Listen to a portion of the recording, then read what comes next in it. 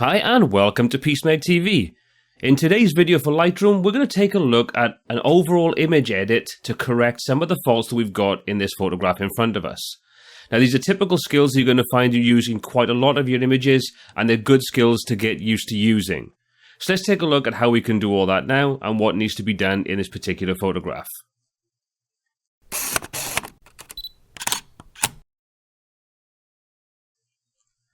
So one of the first things I want to do is correct for the actual converging vertical problem we have on this. If we take a look at this tower as part of the church, you can see that it looks like it leans off to the side, which obviously isn't the way we want it to look.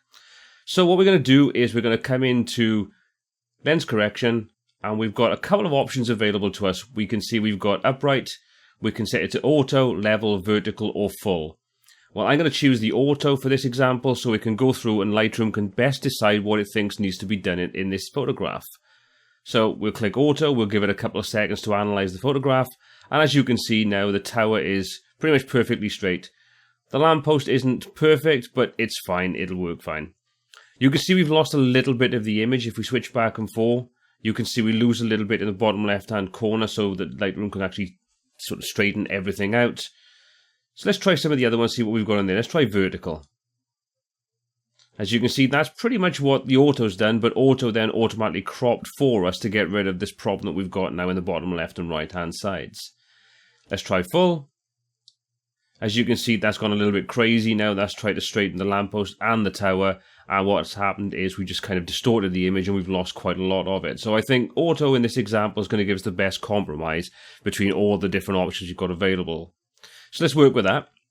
The second thing we've got is if we take a look at the spire we've got here as part of the church, we scroll in and zoom in a little bit, you can see that it looks like a lot of the details actually been lost where the sun's come in and hit the side of it. And if we scroll down, you can see there's a lot of detail there, but it still looks a little bit too light. So let's take a look at dealing with that next and how we can correct for that problem.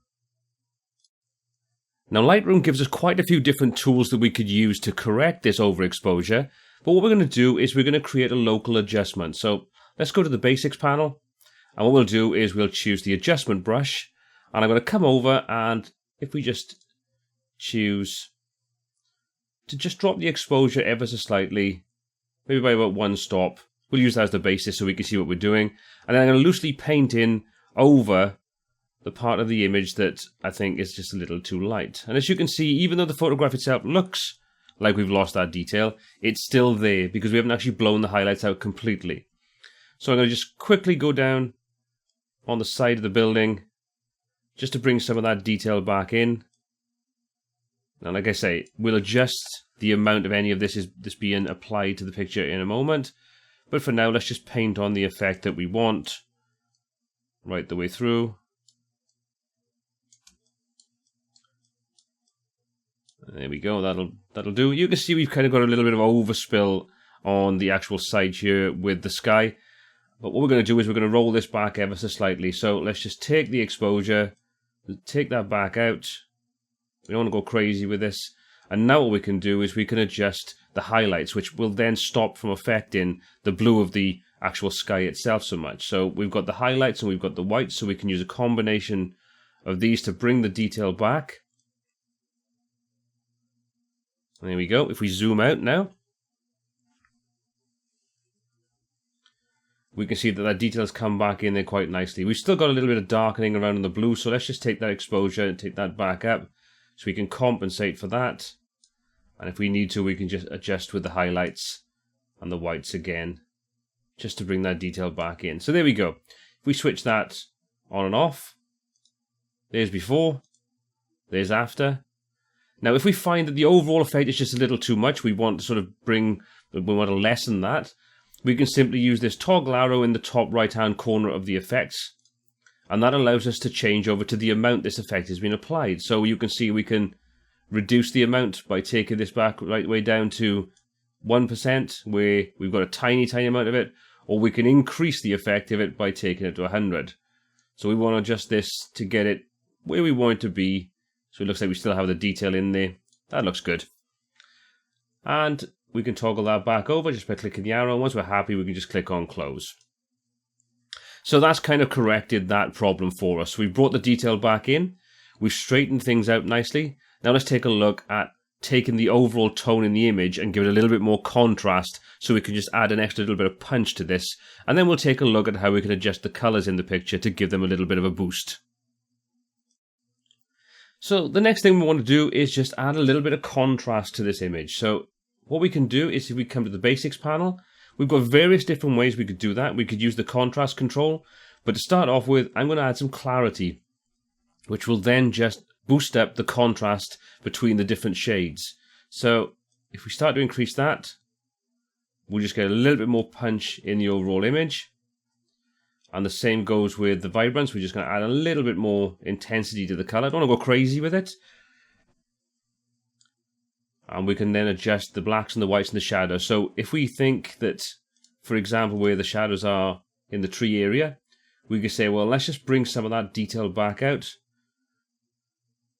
So we'll just reduce the amount of contrast in the shadows, so that lightens things up ever so slightly.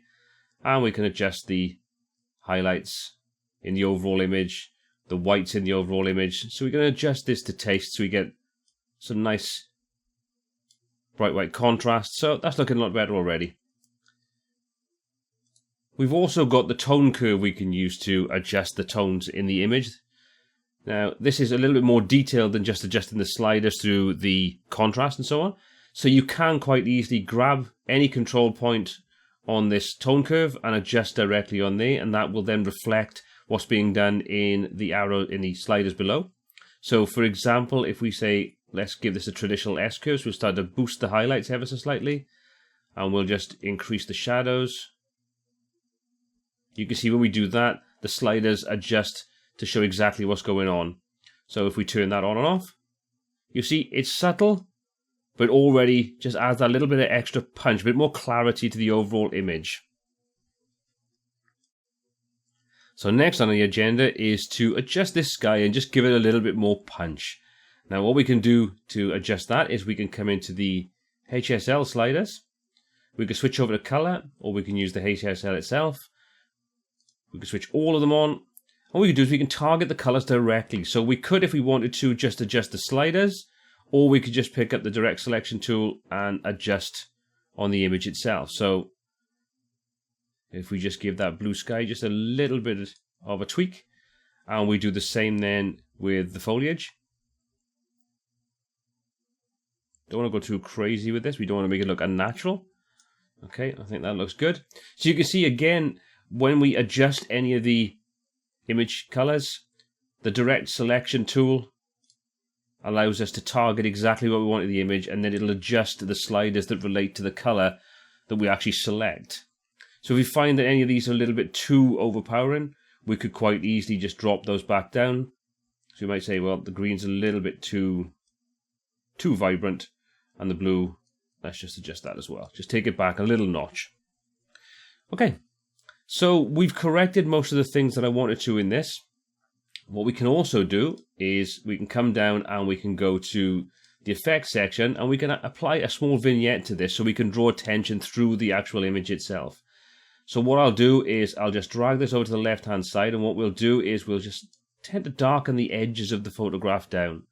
Don't want to go too crazy, but it just helps to draw you sort of into the photograph itself. And finally what I'll do is we'll take a look at sharpening. So let's just zoom in to 100%. Let's pick up something that's got some nice detail in there. This will do. So what we can do now is we can expand the detail tab. And what I always tend to do with this is I'll hold the Alt key down on the keyboard, and I'll drag the masking over so I can just define exactly what I'm going to choose to sharpen. So what I'm looking for is to find the most defined edges. I don't want to sharpen everything, because then you'll tend to find you get some quite crazy looking effects on this. So that looks good. So anything that's got a contrast between the black and the white, that's the areas that's going to be sharpened. The white areas will be sharper. So like I say, we're looking for the edge detail. So we'll go with that. And now as I adjust the amount, we'll sharpen just the edges and not everything in the picture.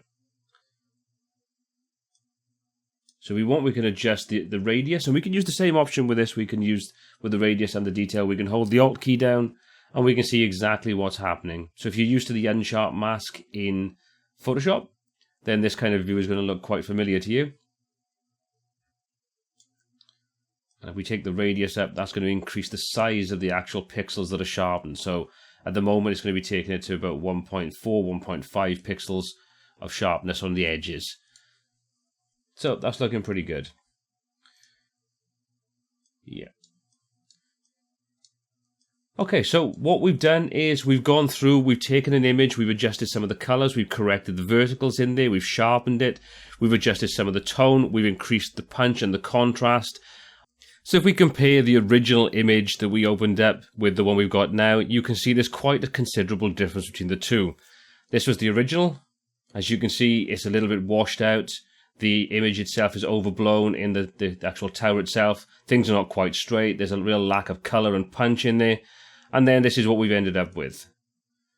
So hopefully what you can see is that we've gone through some simple edits, the kind of things that you're going to be doing on a regular basis with images that you're going to shoot in bright, contrasty situations like this.